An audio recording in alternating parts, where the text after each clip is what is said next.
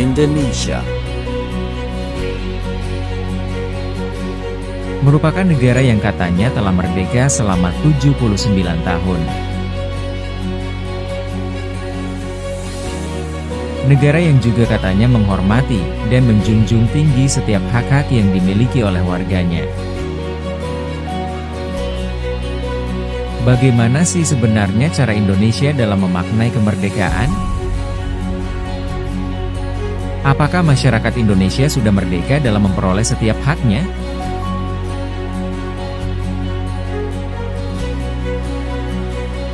Dengan ketidakadilan dan kekerasan gender yang semakin marak terjadi, apakah Indonesia Emas 2045 dapat terwujud, atau justru menjadi Indonesia?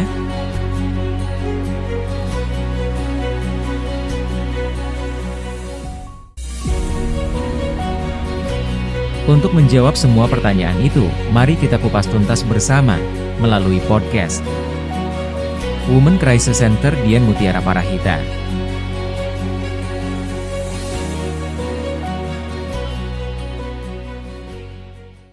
Selamat datang di podcast yang berjudul Kenal Dua Sisi.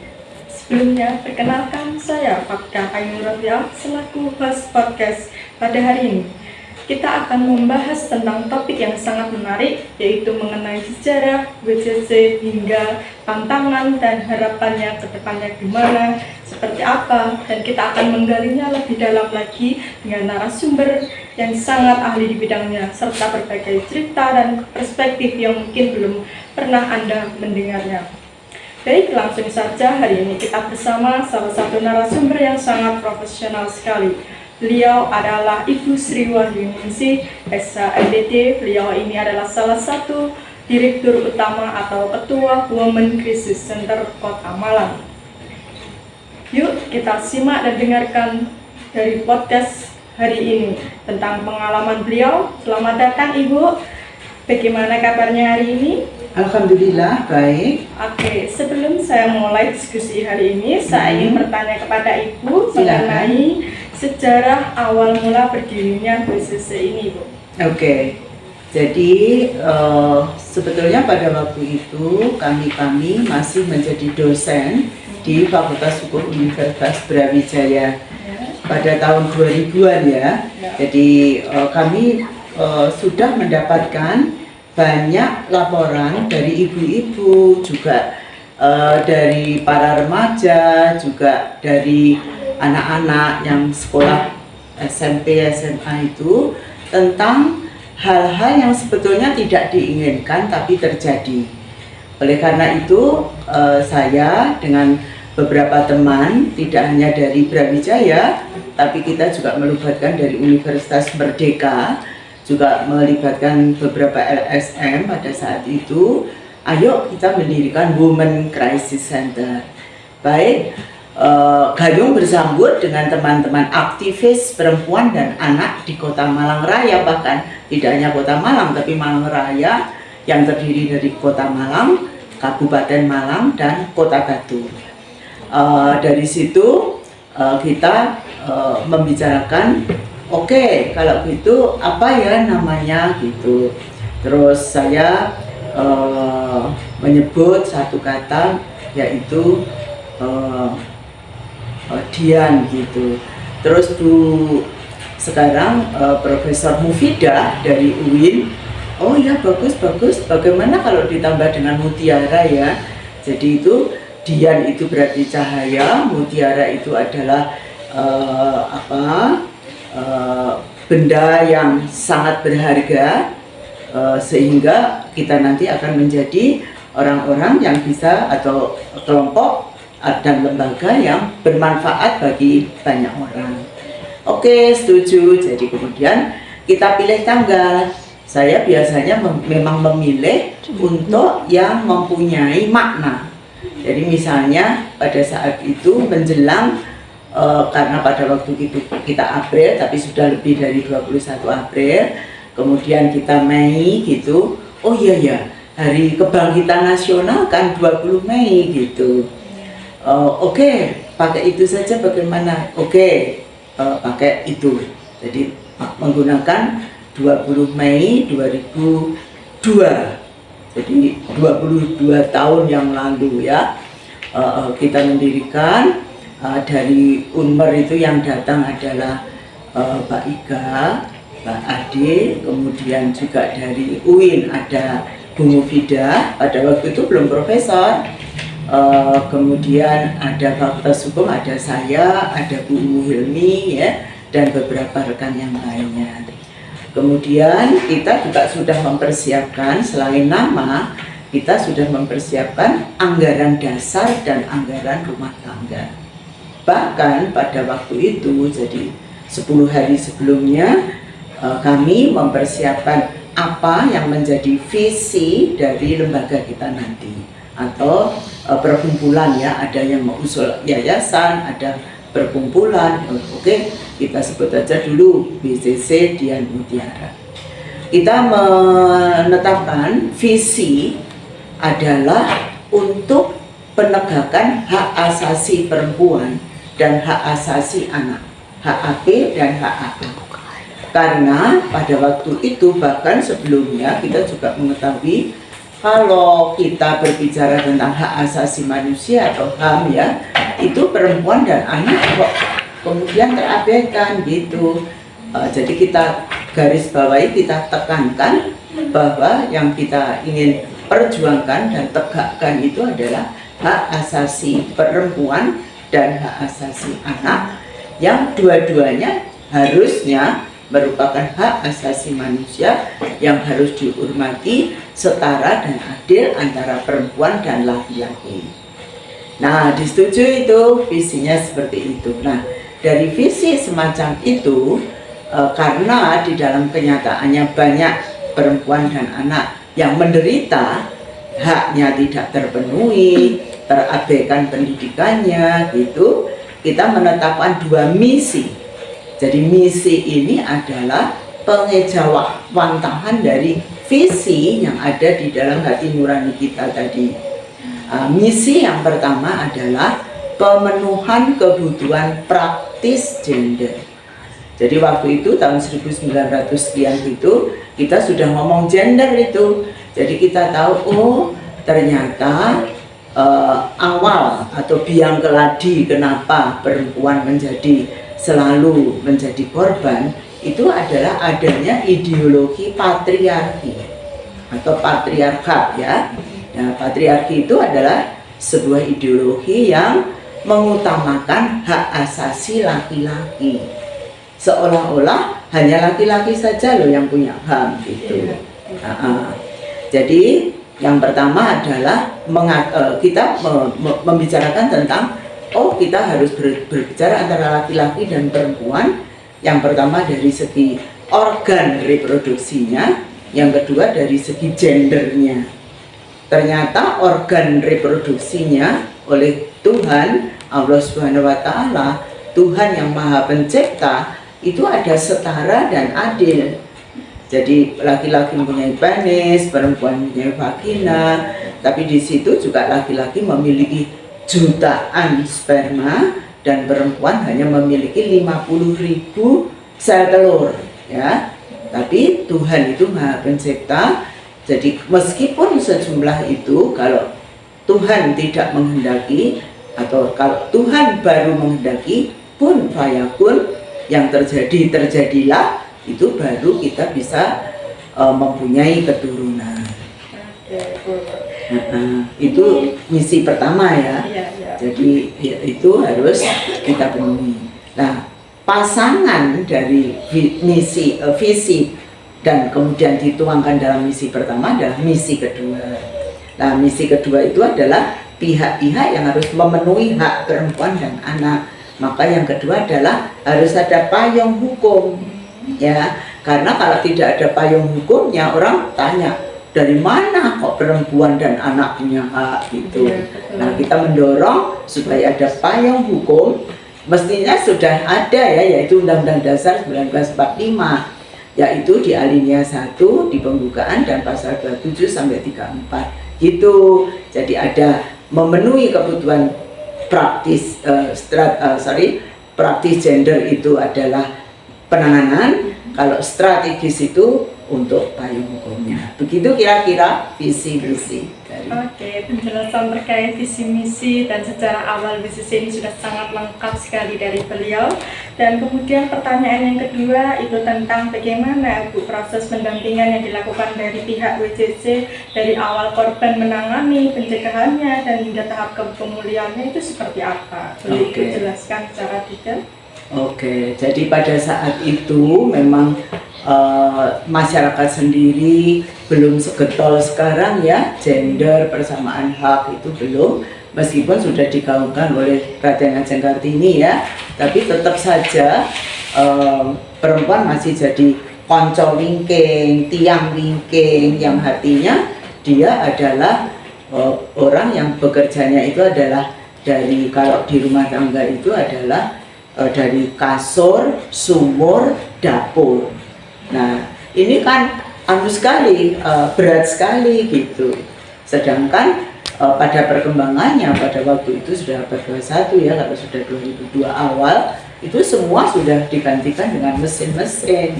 Kenapa perempuan harus masih kerja seperti itu kan gitu ya. Jadi kemudian kita mensosialisasikan lewat Radio Republik Indonesia RRI ya, di Kota Malang. Kita juga punya radio-radio swasta yang lainnya. Kita siaran di sana.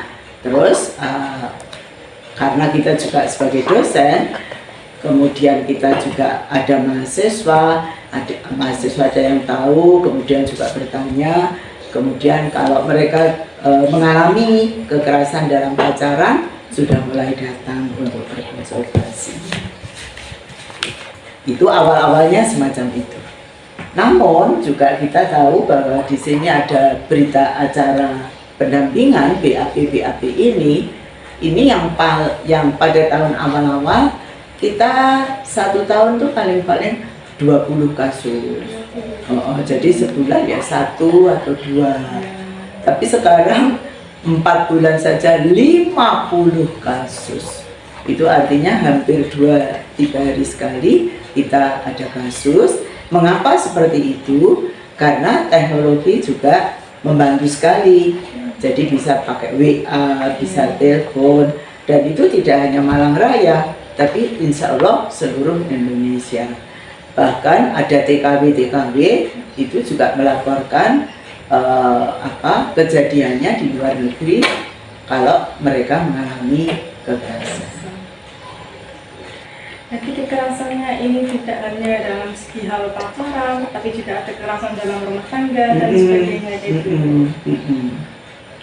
Terus kalau semisal Ibu ditanya tantangan yang terbesar ketika menghadapi banyaknya korban itu gimana? Tantangannya seperti apa? Baik. Jadi sebetulnya tantangan pertamanya itu dari aspek pendidikan. Ya, jadi pendidikan. Kalau seseorang belum memiliki pendidikan memadai, bahkan kalau dia banyak tidak bersekolah gitu ya, itu tidak tahu bahwa yang terjadi pada dirinya itu adalah sebuah kekerasan gitu. Sehingga pendidikan itu menjadi gerakan pertama yang kita lakukan. Yang kedua adalah bahwa kita ini negara hukum sejak 1945 dengan Undang-Undang Dasar 1945 ya. Tapi setiap kali ada perundang-undangan itu tidak otomatis bisa diimplementasikan.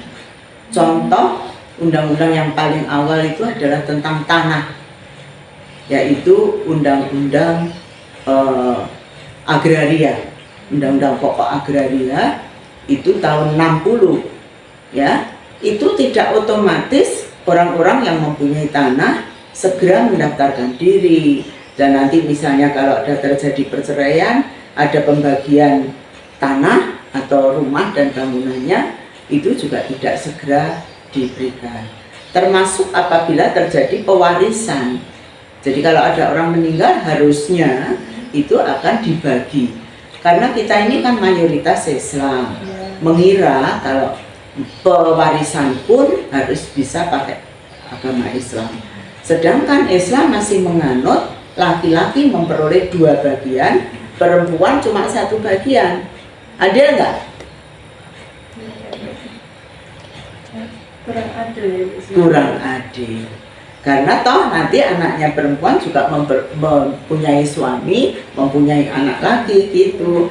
Jadi tolonglah, karena di dalam Undang-Undang Dasar 1945 pasal 27 dikatakan setiap warga negara, jadi baik laki-laki maupun perempuan itu berkedudukan sama di bidang hukum dan pemerintahan. Nah, hukum itu ya seluruh hukum. Hukum perkawinan, pewarisan, pidana, tata negara, seharusnya seperti itu. Tapi kenyataannya tidak. Nah, begitu yang mempunyai pendidikan mulai mengurus dengan hukum negara. Hukum negara itu adalah undang-undang perkawinan. Itu baru tahun 74. Jadi undang-undang nomor 1 tahun 74. Jadi pada waktu merdeka itu 45, agraria itu tahun 60, itu juga belum ada pembagian. 74 pun juga masih 1-2 yang kalau menikah itu didaftar barang-barang gawan yang dibawa. Jadi misalnya Mbak Fafa ya, itu diberi oleh orang tua sebuah mobil, sebuah rumah, sebidang tanah, itu harusnya ada daftarnya. Karena barang gawan dari baik perempuan maupun laki-laki, kalau terjadi perceraian itu kembali masing-masing kepada pihak-pihak.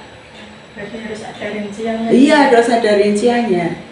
Ya, jadi pada waktu mau menikah, jadi jangan hanya karena cinta ini sudah pokoknya menikah saja cepat-cepat, enggak. Harus ditulis karena apa? Itu harus kembalilah. Nanti kalau tanahnya itu produktif, misalnya sawah, perkebunan, itu ya hasilnya yang dibagi di dalam rumah tangga. Setara, dibagi setara.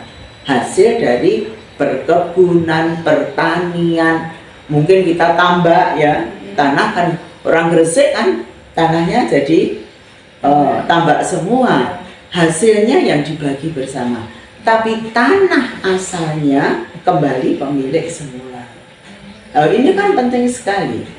Saya juga yakin bahwa hal ini saja itu belum dipahami oleh rakyat Indonesia. Jadi tugasnya hukum untuk diimplementasikan itu luar biasa. Gitu. Jadi kembali ke situ, kita tahu bahwa tantangan pertama adalah karena pendidikan seringkali kurang memahami aspek hukum, dan itu undang-undang itu dengan susah payah loh dibuat, ya enggak? Sampai hari ini aja perlindungan pekerja rumah tangga belum disahkan, misalnya seperti itu. Dulu juga itu undang-undang tindak pidana kekerasan ini belasan tahun belum disahkan. Nah, oleh karena itu, jadi tantangannya 1 pendidikan, 2 budaya. Kita itu budaya dari Sabang sampai Merauke itu berpuluh budaya. Ada yang patrilineal, Batak, ya, Bali. Ada yang matrilineal, Minangkabau. Ada yang parenta, suami istri, bapak ibu, Jawa. Nah, kalau sudah seperti ini teman-teman, pembagian itu beda-beda. Bahkan dikatakan, kalau patrilineal Batak misalnya itu enggak dikasih ini, dikasih, tapi caranya beda. Patrilineal juga. Jadi yang kedua budaya. Yang ketiga adalah kepada ini. Pada saat itu rasanya belum paham kalau Indonesia itu dari Sabang sampai Merauke. Ngertinya Indonesia itu Jawa. Ya. Nah, ini nggak boleh itu. Nggak boleh, karena dengan begitu Anda tidak bisa mempunyai pandangan, wawasan, pendapat hukum yang cukup luas.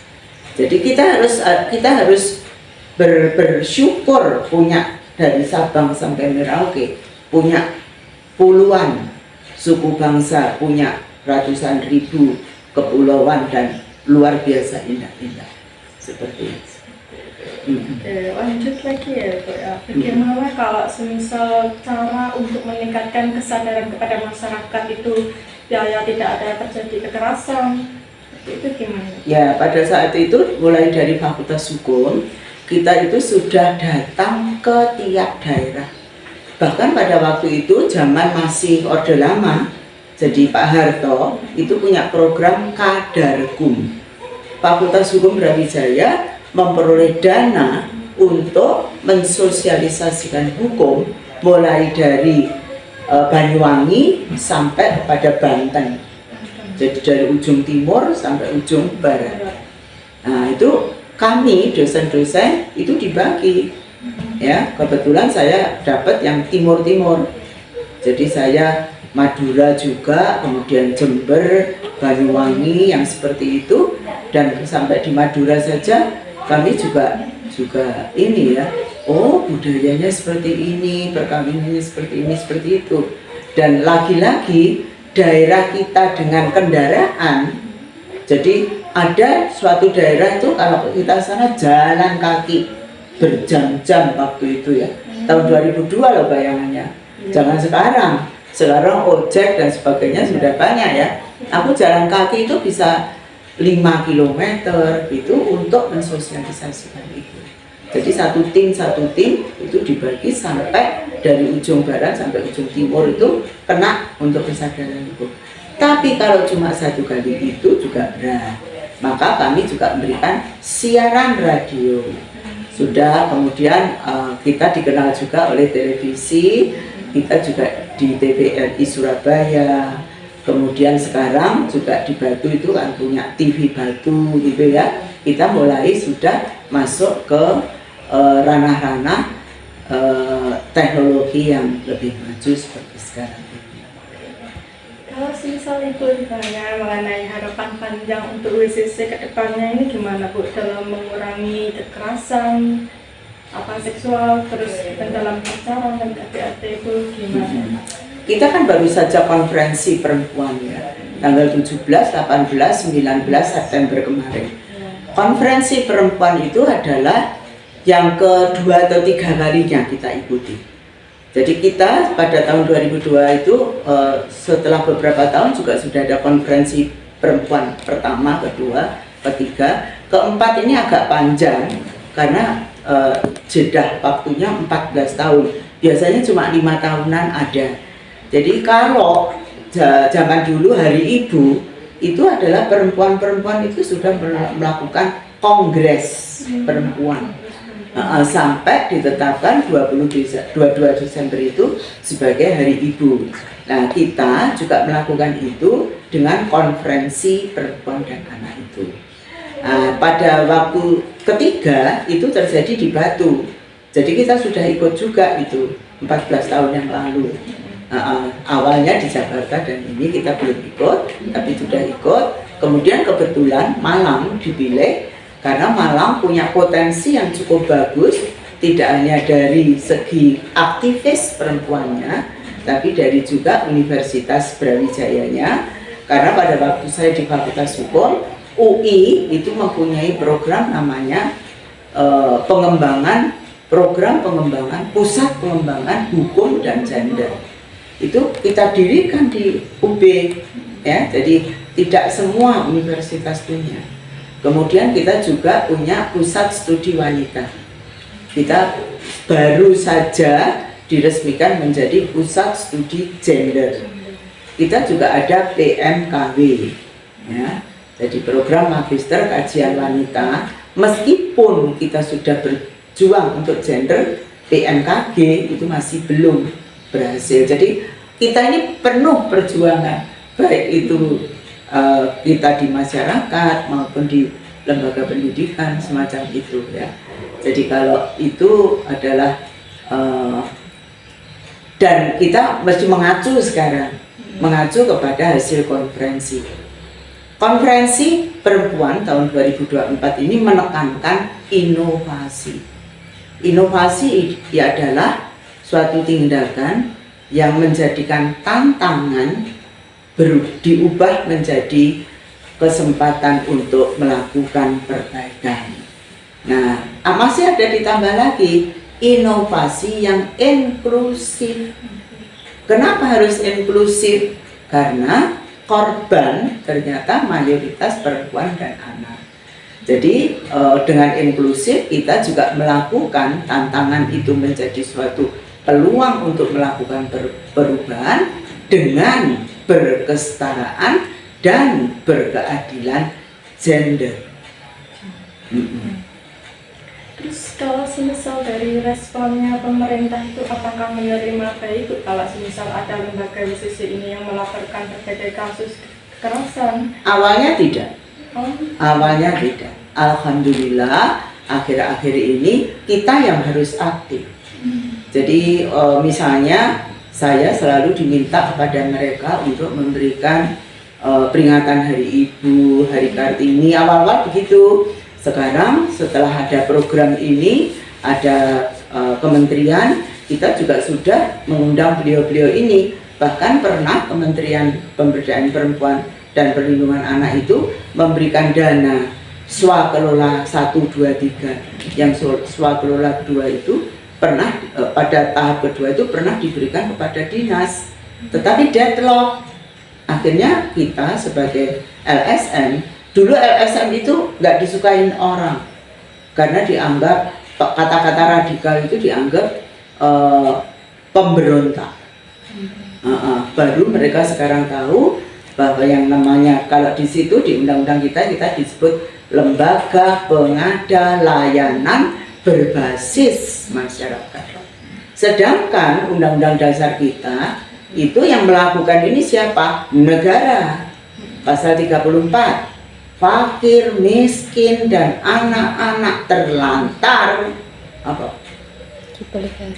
Dipelihara negara. Jadi kalian nagih dong, nagih itu. Jadi kalau ada kita sebagai orang yang bukan ASN lagi, saya ini ya, pada waktu itu masih ASN, tapi saya sudah ASN-nya ya jalan, karena itu juga bisa mendatangkan teman, terus jaringan, sinergi, kolaborasi, tapi kita getol itu.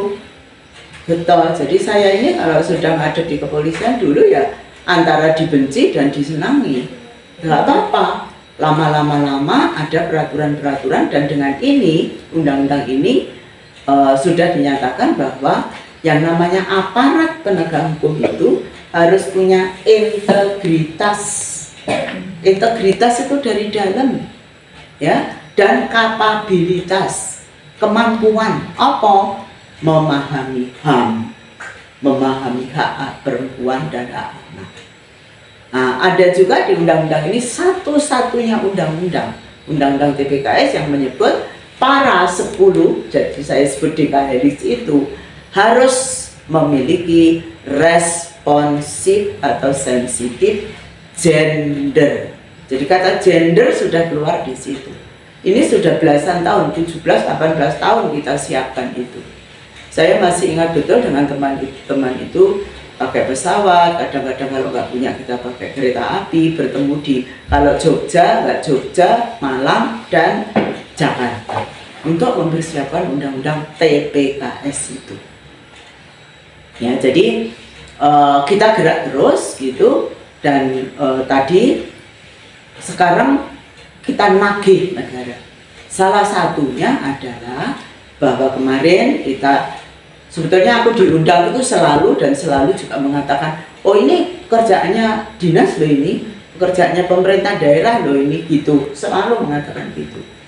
Tapi begitu ini ada undang-undang TPKS ini, mereka mungkin terpaksa gitu ya harus menganut kita.